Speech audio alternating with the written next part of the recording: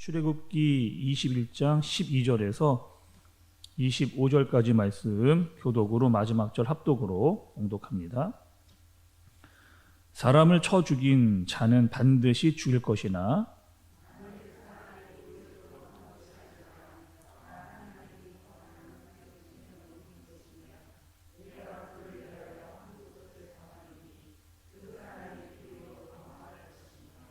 사람이 그 이웃을 고의로 죽였으면 너는 그를 내 제단에서라도 잡아내려 죽일지니라.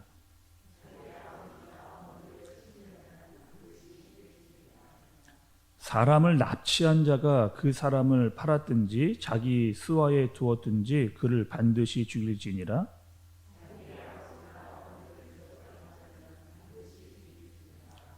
사람이 서로 싸우다가 하나가 돌이나 주먹으로 그의 상대방을 쳤으나 그가 죽지 않고 자리에 누웠다가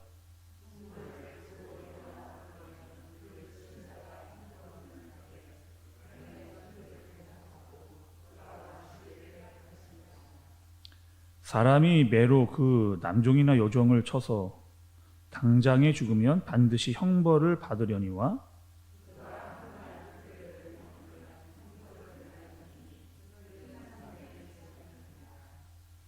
사람이 서로 싸우다가 임신한 여인을 쳐서 낙태하게 하였으나 다른 해가 없으면 그 남편의 청구대로 반드시 벌금을 내되 재판장의 판결을 따라 낼 것이니라.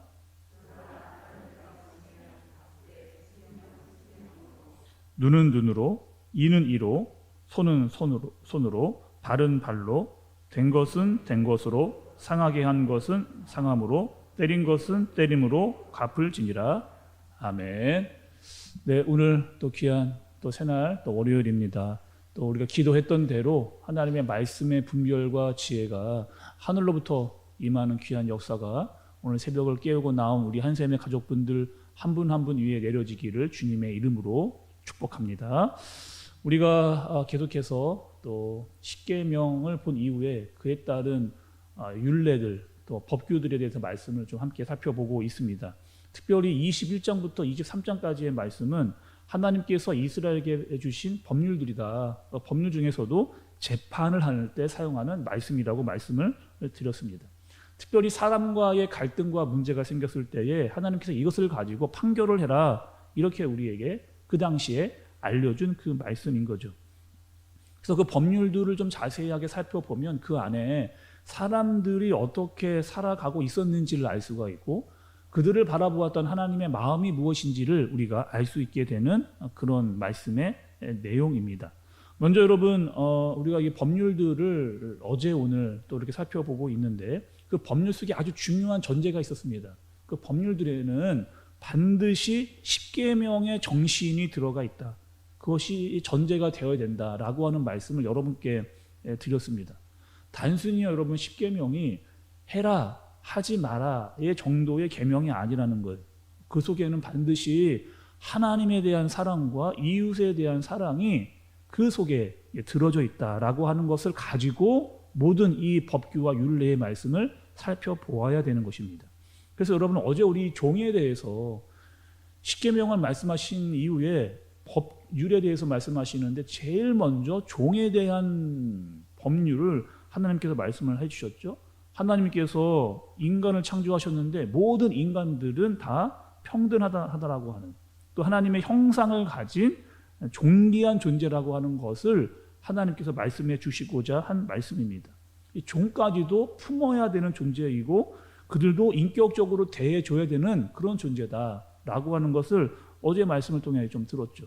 그리고 특히 그 당시에 이방 나라에서는 전혀 볼 수 없었던 그러니까 이방 민족들에게서는 종에 대한 인권과 자유가 완전히 빼앗아서 그 종으로 사는 삶은 좌절과 슬픔에 잠겨있던 사람들이었지만 하나님께서는 그들을 풀어줘야 된다. 자유와 그들의 권리를 보장해주는 말씀의 내용이 어제 말씀이었습니다. 그리고 이제 오늘 말씀은 사형에 대한 좀 어려운 또 말씀의 내용들이 나오게 되는데요. 특별히 오늘 말씀은 여러분 십계명의 5계명과 6계명을 전제로 하고 있는 그 말씀의 적용이라고 할 수가 있겠습니다. 5계명은 여러분 뭔가요? 내 부모를 공경하라는 말씀입니다. 제 5계명은. 6계명은요, 살인하지 말라라고 하는 10계명입니다. 그래서 오늘 본문에 보시면 사형에 해당하는 경우에 대해서 4가지를 하나님께서 말씀을 하고 계십니다. 4가지요. 첫 번째는 12절에 사람을 쳐 죽인 자, 그러니까 사람을 죽인 자는요 반드시 죽이라는 거예요. 그만큼 그것이 큰 문제이기 때문에 하나님께서 말씀을 하시는 겁니다. 두 번째 15절에 보면 자기 아버지나 어머니를 치는 자, 그러니까 때리는 자죠. 이 때리는 자 또한 사형에 처하라고 말씀을 하십니다. 또 세 번째로는 16절에 보면 사람을 납치하거나 유기하는 자도 반드시 사형에 처하라고 이야기를 하시고요. 또 네 번째 17절에 보니까 자기 아버지나 어머니를 저주하는 자도 죽이라고 그렇게 하나님께서 말씀을 하고 있습니다.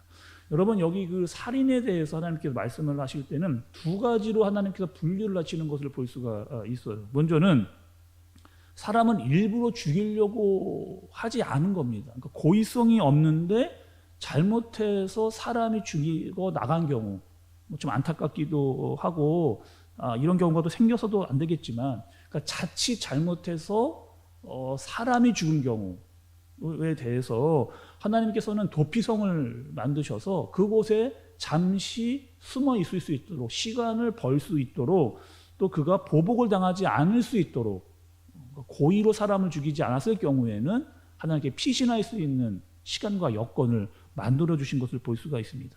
그러나 고의로 사람을 죽였을 경우에는 어떻게 하시느냐? 하나님께서 내 제단에 있는다 할지라도 반드시 끄집어내서 죽이라고 하는 말씀을 하나님께서 하고 계시는 말씀을 볼 수가 있습니다. 또 말씀은 여러분 이 부모에게 대한 일에 대해서도 아주 중요한 일에 대해서라고 말씀을 하십니다. 부모를 해치거나 저주하는 그 일조차 하나님께서 그거를 가만두지 않겠다는 거예요. 또 부모에게 대해서 심한 말, 저주를 하거나 대들거나 때리는 이런 일들을 하게 되면 그 사람은 사형에 처할 만큼의 중죄를 범한 죄로 하나님께서 삼는 것을 볼 수가 있습니다. 왜 이렇게까지 했을까 여러분? 왜 이렇게까지 부모에게 함부로 하는 자에게? 하나님은 나를 낳은 부모에 대한 권위를 충분히 인정해 드리라 라고 하나님께서 말씀을 해주고 계시는 겁니다. 끝으로 여러분 세 번째로는 조금 어려운 단어인데요. 동해동형법이라고 하는 법을 하나님께서 주십니다. 동해동형법. 이거 무슨 말이냐? 해를 입힌 대로 똑같이 그 벌을 똑같이 받으라는 거예요. 상응하는 벌을 받으라는 겁니다. 예를 들면 이런 거죠. 생명으로 대해서 어떠한 것을 행했다. 생명으로 대가를 받으라는 거예요. 다른 사람에게 상해를 입혔다. 똑같이 상해를 입히는 것으로 벌을 받으라. 이렇게 말씀을 하시는 겁니다. 그러니까 여러분 우리가 지금 구약의 특히 10계명 이후에 여러 이 법규들과 율례들을 보고 있는데 이 법규와 율례들은요. 그 당시의 시대상을 충분히 반영하고 있는 그 당시에 오히려 더 맞춰진 그런 말씀이라고 할 수가 있겠습니다.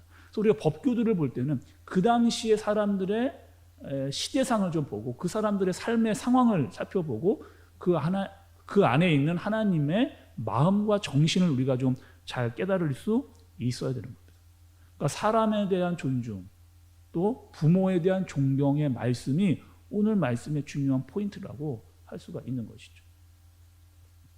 또 여러분 우리 마지막 부분에 보시면 눈에는 눈, 이에는 이 이런 무서운 사실 좀 말들이 나옵니다. 그러니까 여러분 이 말을 사용하는 경우를 좀 보시면 눈에는 눈, 이에는 이. 그러니까 눈이 다친 사람 눈으로 갚아주라는 거죠. 이를 부러뜨리거나 빠지게 한 사람은 그렇게 똑같이 상응을 해주라고 하는 말씀입니다. 이런 잣대를 주로 우리가 언제 적용을 시키느냐. 그러니까 다른 사람이 나에게 잘못했을 경우에 똑같이 반응하려고 하는데 이 잣대를 사용하죠. 그러니까 내가 다른 사람한테 이렇게 행했을 경우에는 이런 법을 잘 들이대지 않을 경우가 많이 있습니다. 마치 여러분 세상은요. 하나님이 주셨던 이 법률을 다른 사람에게 복수하려고 할 때 사용하는 경우가 많이 있다. 내가 당한 대로 그대로 갚아줘야 된다라고 하는 복수의 형태로 뛸 때 이 말씀을 드릴 때가 많이 있는데, 여러분 이 법규는요, 십계명을 전제로 한다고 말씀을 드렸잖아요. 절대로 하나님께서는 다른 사람에게 이것을 복수를 하라고 주신 그 말씀의 계명이 아니라는 겁니다. 그러니까 중한 죄일수록 그만큼의 처벌이 따른다라고 하는 것을 하나님께서 알려주시기 위함이에요. 그 사람들에게. 그리고 죄를 함부로 짓지 말아라 라고 하는 이 중요한 메시지를 이스라엘 백성들에게 알려주신 겁니다. 그러니까 사람이 죄된 본성이 있기 때문에 자기가 어떤 것을 당했다라고 할 때 더 큰 보복을 하려고 하는 사람의 심리가 있기 마련인데, 그것을 자제시키고 절제시켜 주시려고 하는 하나님의 말씀과 의도가, 생각이 여기에 담겨져 있는 거죠. 그러니까 과도한 복수, 보복을 하지 않게 하기 위해서, 사람을 함부로 대하지 않기 위해서, 또 사회적 안정을 주면서 공동체를 지켜주시려고 하는 하나님의 의도가 있다라고 하는 사실을 발견을 해야 됩니다. 또 여러분 이제 신약에 이제 오게 되면 이 동형법이 어떻게 새 계명으로 또 우리에게 새롭게 주시느냐. 여러분 로마서 제가 좀 읽어드릴게요. 로마서 12장 14절을 보면 너희를 박해하는 자를 축복하라. 축복하고 저주하지 말라. 쉬운 일은 아닌데, 다른 사람이 나를 저주하는데, 박해하는데 그를 축복하라고 말씀을 하십니다. 또 로마서 12장 17절을 보면 아무에게도 악을 악으로 갚지 말고 모든 사람 앞에서 선한 일을 도모하라. 이렇게 말씀하십니다. 또 로마서 12장 21절을 보면 악에서 지지 말고 선으로 악을 이기라. 선으로 악을 이기라. 이렇게 말씀을 하시는 거예요. 하나님께서는 신약에 와서 하나님의 은혜를 받은 백성들에게 악을 악으로 갚지 말라라고 말씀을 그렇게 하십니다. 사랑과 용서가 하나님께 주시는 새 계명이다라고 이렇게 말씀을 하시는 거죠. 여러분 쉬운 일은 아닙니다. 다른 사람이 나를 욕하고 함부로 대할 때 그 악을 악으로 갚지 않는 것, 선으로 이기는 것은 쉽지 않은 일이죠.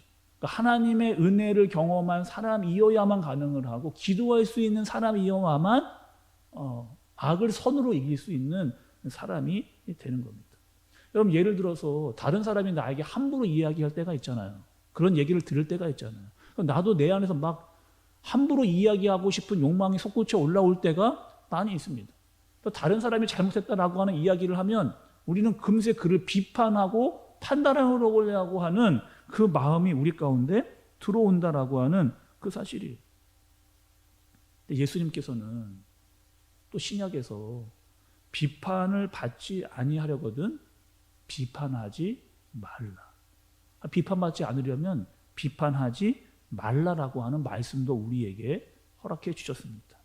여러분 우리가 악을 선으로 이기기 위해서는 반드시 알아야 될 것이 있습니다. 하나님께서 우리에게 얼마나 큰 은혜를 주셨는지를 잘 아는 사람이어야만 선으로 악을 이길 수 있는 사람이고, 하나님께 기도할 수 있는 사람이어야만 악을 선으로 이길 수 있는 그 능력이 우리에게 있는 것이죠. 오늘 여러분 하루를 살아가면서 이 능력이 여러분에게 좀 있으시기를 바랍니다. 세상에 참 악이 많은 곳이거든요. 죄가 많기 때문에 악인들이 많은 곳입니다. 그런데 하나님께서는 악을 악으로 갚지 말고 선으로 악을 이기라. 그렇게 말씀하십니다. 그렇게 할 수 있는 능력을 우리에게 주셨기 때문인 거죠. 사람을 함부로 대하지 않고, 또 오늘 하루를 살아가면서 하나님에 대한 사랑과 이웃에 대한 사랑의 마음을 가지고, 또 용서와 사랑의 마음을 가지고 살아갈 수 있는, 특별히 선으로 악을 이길 수 있는 능력을 가지고 살아갈 수 있는 우리 귀한 이 새벽을 깨우고 나온 한샘의 가족들 되어지시기를 주님의 이름으로 축복합니다. 기도하겠습니다. 하나님 아버지, 오늘 말씀을 통해서 또 하나님의 마음을 배웠습니다. 하나님께서 주셨던 많은 율례와 법례들은 그것을 가지고 다른 사람에게 복수하려는 것이 아니라고 하는 사실.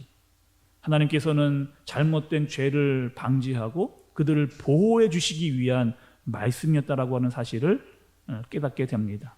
세상을 살아가는 동안 다양한 사람들과 문제와 상황을 만나게 됩니다. 하나님, 그때마다 우리에게 십계명의 정신을 허락하여 주옵소서. 하나님을 사랑하고 이웃을 사랑할 수 있는 마음, 용서할 수 있는 마음, 선으로 악을 이길 수 있는 그런 마음 우리에게 허락해 주시고, 특별히 잘못된 유혹이나 시험에 빠지지 않도록 주님께서 우리를 지키시고 인도하여 주옵소서. 예수님의 이름으로 기도드리옵나이다. 아멘.